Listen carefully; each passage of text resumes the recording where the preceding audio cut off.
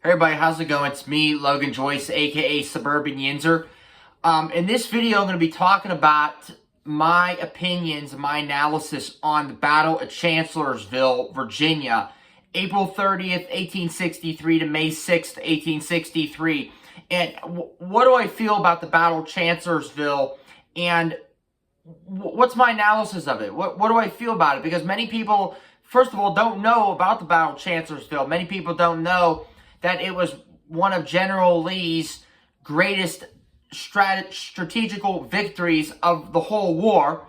The Army of Northern Virginia absolutely triumphed over the Army of the Potomac. And for many against that don't know, the Army of Northern Virginia is the Confederacy and the Army of the Potomac is the United States.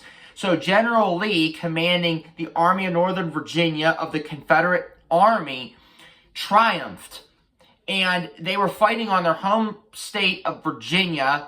And in Lee's interpretation, which I could agree with it, Virginia was his country because a state is a sovereign country. So he was defending his country from foreign invaders from the northern section of the United States.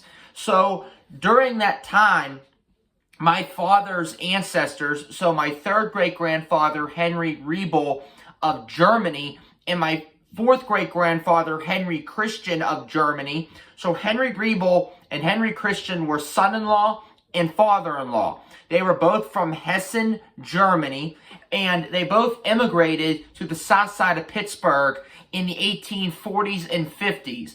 The south side, for many against that don't know, was referred to as Birmingham Borough.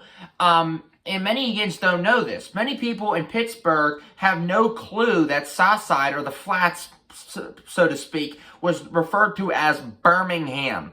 But when my dad's ancestors, or particularly the German ancestors, immigrated to Pittsburgh during the mid-1800s, there was no such thing as Southside. There was Birmingham. There was East Birmingham and West Birmingham. But anyway, regardless. So my dad's German ancestors served in the 74th Pennsylvania Volunteer Infantry Regiment. It was first started as the 35th Pennsylvania, but then redeveloped as the 74th, probably in the winter of 1862, going into the second year of the Civil War. So during the Battle of Chancellorsville, when the 74th Pennsylvania was admitted into the Army of the Potomac, they were part of the 1st Brigade, 3rd Division of the 11th Corps. This book right here is by James Pula. It's called Under the Crescent Moon with the 11th Corps in the Civil War. It is about the predominantly German Corps, which was the 11th Corps. See, in the Army of the Potomac, many Indians probably don't know this either, there was corps. Corps make up an army. So in my ancestors' case, on my dad's side of the family, my dad's German ancestors were part of the 11th Corps of the Army of the Potomac.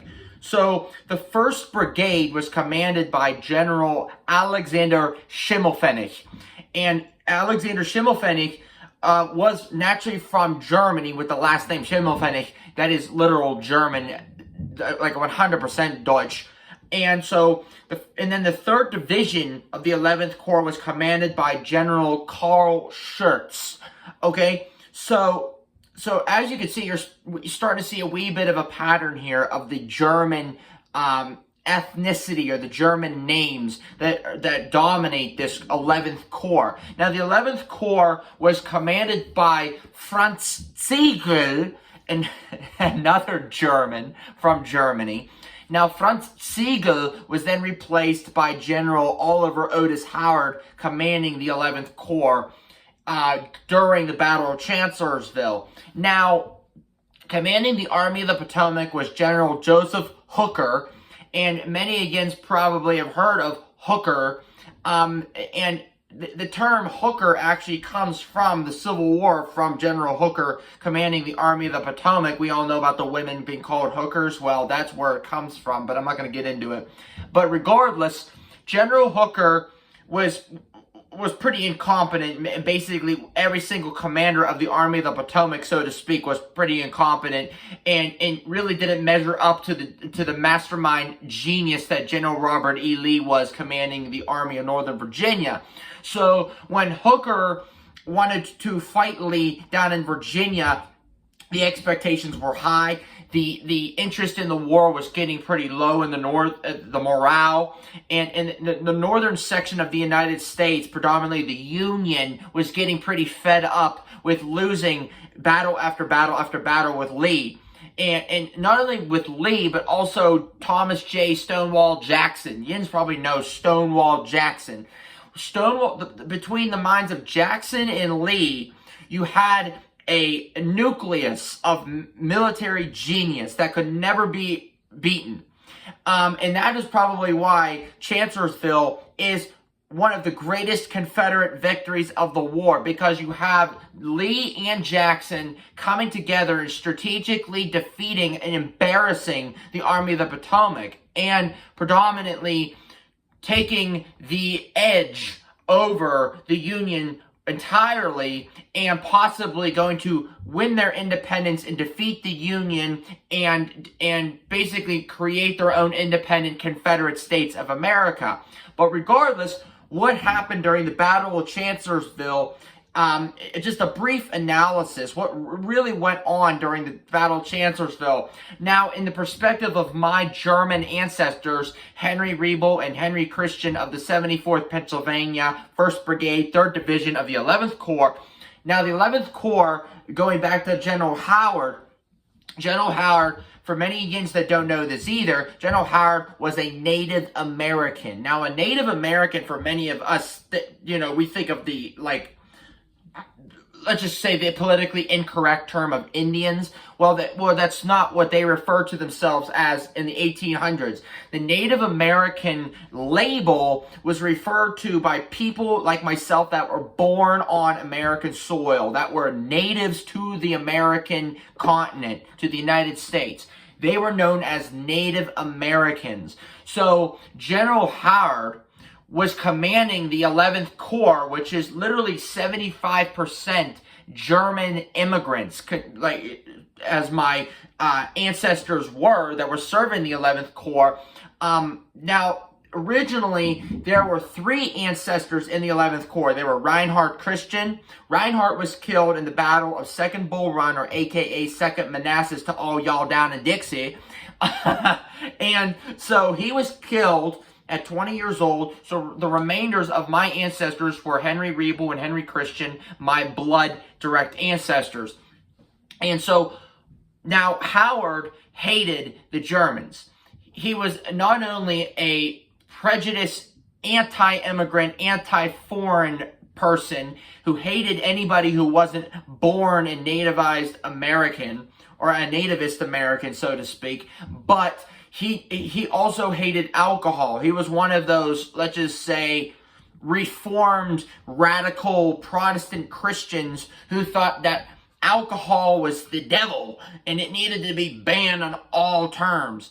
And what he didn't realize was that my German ancestors loved to smack it down, especially the Southside German ancestors, because as Yins know, Southside was predominantly German back in the 1800s. So why do you think the bar and the saloon culture came into Southside? Because of the German immigrants. And so my German ancestors from Southside, all they wanted to do was hang out and have a couple beers. Well, the General Oliver Otis Howard, that was out of the question. Soldiers were not allowed to drink at all. There is no drinking. There is no fraternizing. There is no funny business. You will be sober 100% of the time, and you will not dare defy Oliver Otis Howard's radical religious dogma of no booze at all. Well, to the German immigrants, this wasn't going to work, because in Germany, you drank. You drank beer, you hung out, you sang songs, and you just chilled. Well, to Oliver Otis Howard, that was out of the question. And so there was a complete rift between the German immigrants and Oliver Otis Howard, which then carried over into the Battle of Chancellorsville. During the Battle of Chancellorsville, Oliver Otis Howard and the German immigrants that he was commanding had a huge rivalry and a huge, let's just say, rift, bad blood, just all over the place.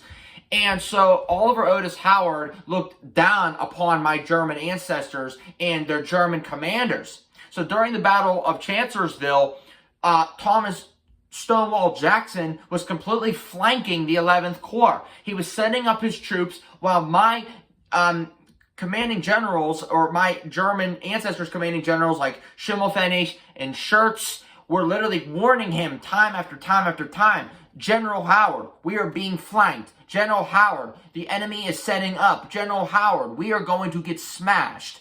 You know what Howard would do? Shut up, German. Shut up, German. Shut up, German. Get out of here. Get out of here. I'm not listening to you, inferior Dutch. Get out of here. Go drink your booze. He was literally ignoring the warnings. There were so many warning signs of Stonewall Jackson's troops setting up a literal flanking maneuver that was outnumbering the German 11th Corps probably 4-1. So what's happening is there's a rift between the commanding general and the subordinates that he is commanding. And so what's happening is that Stonewall Jackson and Lee are taking advantage of this laziness or indecisiveness on Howard's side, and also Hooker's side, and the whole Army of the Potomac, so to speak. So basically throughout the battle, Jackson flanks the 11th Corps, completely drives them back, and my German ancestors were like, screw this, we're leaving. So they ran, because they're not going to get slaughtered, they're not going to get flanked, they're already outnumbered, they're already going to get slaughtered, so they run. Which anybody else in their right mind would run when you see a huge number of Confederate soldiers screeching the rebel yell and trying to kill you. You literally are bolting the other direction. Well, Howard then, with no surprise, calls my German ancestors cowards, traitors, the Flying Dutchmen, the cowards, the cowardly Dutch. And while the Confederates are shooting at them from the back, they're running, and the Union Army is literally laughing at them and literally slandering them, and then all of a sudden they see a huge sea of gray uniforms, and then they turn tail and they run too, the Native American Union soldiers. So at the end of the battle, we all know the outcome. Like I already said, the Union completely got embarrassed and they lost the battle. Now, what happened with my German ancestors and the German comrades of the 11th Corps? Well, they got thrown completely under the bus naturally by the Native American anti-immigrant press. The press labeled my German ancestors as cowards, the Flying Dutchmen, the cowardly Dutch. And Howard did nothing to defend the men that he was commanding, and did nothing to say, you know what, whoa. They did nothing wrong. They were only doing what they felt was necessary by retreating and fleeing from that huge force trying to destroy them. No, Howard sat back and let them get thrown under the bus, because he didn't want himself to look bad, because all he did before Jackson attacked was ignore all the warning signs and all of the alarms that the German commanders were trying to warn him about. So in my opinion, I have a lot of bad feelings and a lot of bad perception on General Oliver Otis Howard. Now, did my German ancestors cower? Did they retreat mentally and emotionally and give up? No, they did not, because they were fighting for not only respect, but they were fighting for retribution. They were not going to be literally embarrassed again. They were going to use this as motivation and as inspiration to rise up again and fight back harder and stronger in the next battle. They were not only fighting for their respect, for respect of others, they were fighting for their citizenship, they were fighting to earn their place in the United States, and they were fighting for money.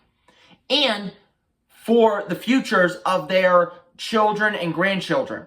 So these German immigrants, like my ancestors, they were not only spilling their blood, which my third great-grandfather Henry Riebel did by getting shot in the arm during the Battle of Chancellorsville and having to be transferred out of the Army of the Potomac, not only gave his blood and sacrificed his body for the Army of the Potomac and for the United States, but they sacrificed a lot more.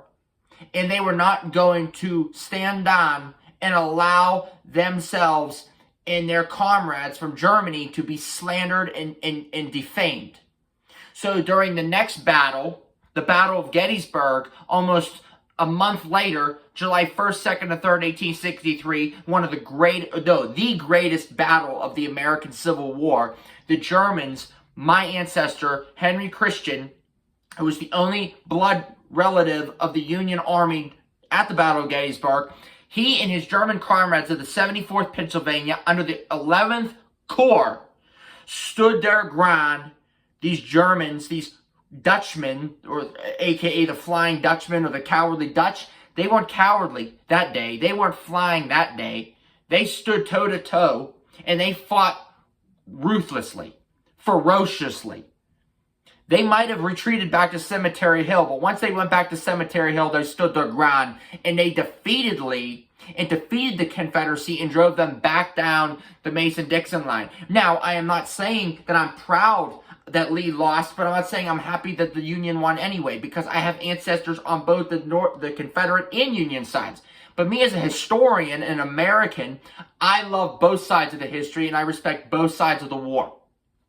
So that is my perception and my analysis of the Battle of Chancellorsville and how my ancestors were involved in that catastrophe from April 30th to May 6th, 1863. So anyway, I hope yins really enjoyed this video, and I hope yins have learned a wee bit about American Civil War history and how my ancestors were involved in it. So anyway, peace out. Have a good day.